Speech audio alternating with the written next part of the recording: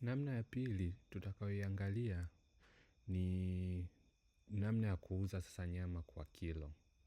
Tuna nyama yetu, tumepewa somewhere, tumechinja, labda tunayo katika kilo. Baada ya hapo tunakuja sasa tunataka tuuze. Kwa hizi ambazo tulizoziona katika sehemu yetu ya kwanza, tulikuwa tunauza wanyama kama wanyama. Kwa labda tutaongeza bidhaa yetu nyingine, ambayo hii tutaita nyama ya ng'ombe. Nyama ya ng'ombe.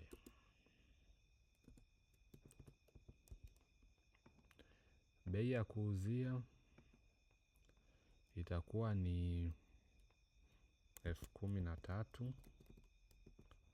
Idadi tulokuwa nayo manake sasa hapa tukienda hapa tunapima kwa piece, lakini sasa hivi tunataka tupime kwa kilogram. Kwa idadi tulokuwa nayo hapa manake tunahesabu katika kilogram. Tuna kilo 150. Bei ya kununulia kama tunayo tunaweka, kama hatuna tunaiacha. Kwa ni shilingi 9,000. Kwa baada hapo tutahifadhi. Hii tumeweka ni nyama ya ng'ombe. Labda tuna nyama ya mbuzi.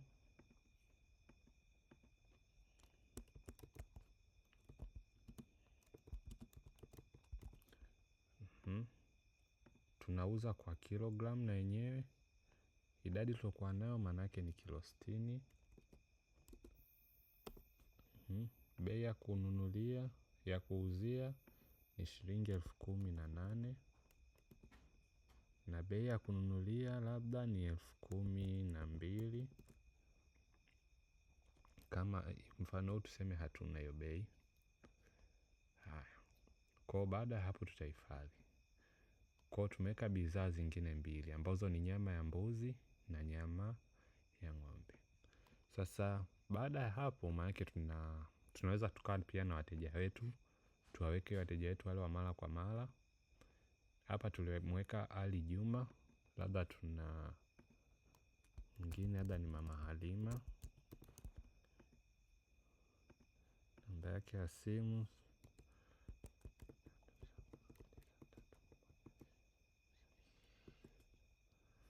Tutahifadhi. Mteja wetu mwingine labda hii ni hoteli. Tuite ni Sunrise Hotel. Namba ya simu 067. Tutahifadhi. Labda mwingine ni Mzee Juma.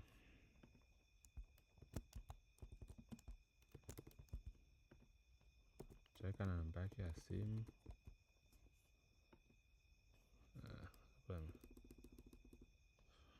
06.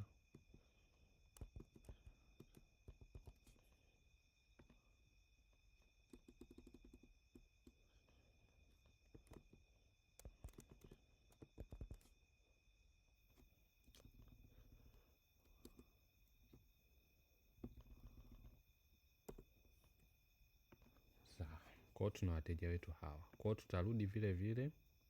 Tutaenda kwenye mauzo. Au tutatokea nyumbani tutabonyeza mauzo. Baada ya hapo tutasema sasa tunauza ni nyama ya mbuzi. Kwa kilo ni shilingi 18,000.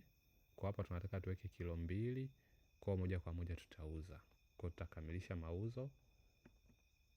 Baada hapo tutasema ni cash. Manake atakuwa tayari. Kwa tukienda kwenye mauzo yetu manake itatuonesha leo tunauza shilingi 36,000. Lakini pia tunaweza tukasema labda nyama ya mbuzi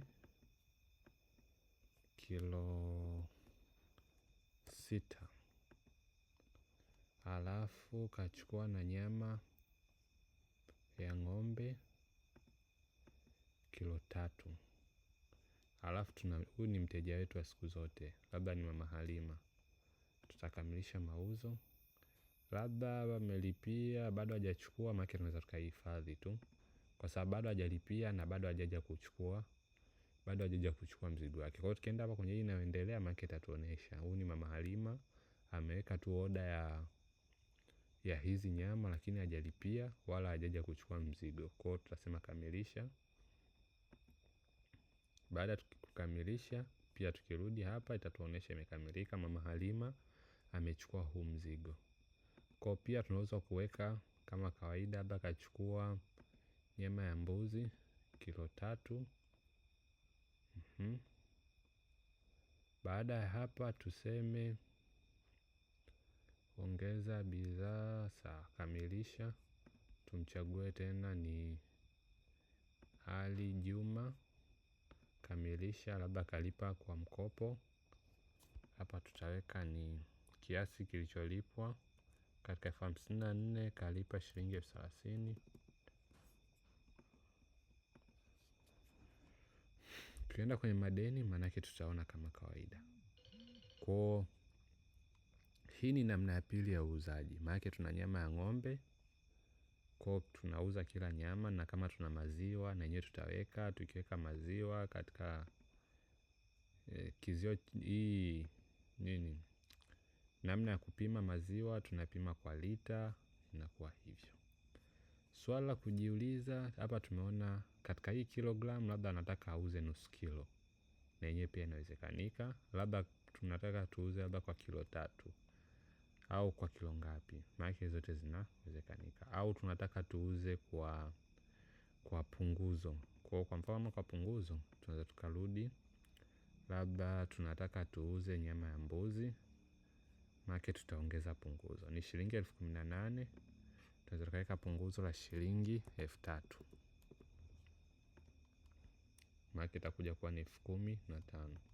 Labda tunamuuzia ni Sunrise Hotel, tutakamilisha mauzo, tutakuwa tayari. Kwa hiyo tukienda kwenye mauzo yetu tutaona mauzo ya leo kuna Sunrise Hotel. Kwa hiyo tukibonyeza Sunrise Hotel itatuonesha hapa. Kwa hiyo tunaweza kuangalia risiti yake tukaona. Kwa hiyo katika risiti yake itaonesha taarifa nyingi. Itatuonesha nyama ni ya mbuzi, itatuonesha punguzo, itatuonesha jumla.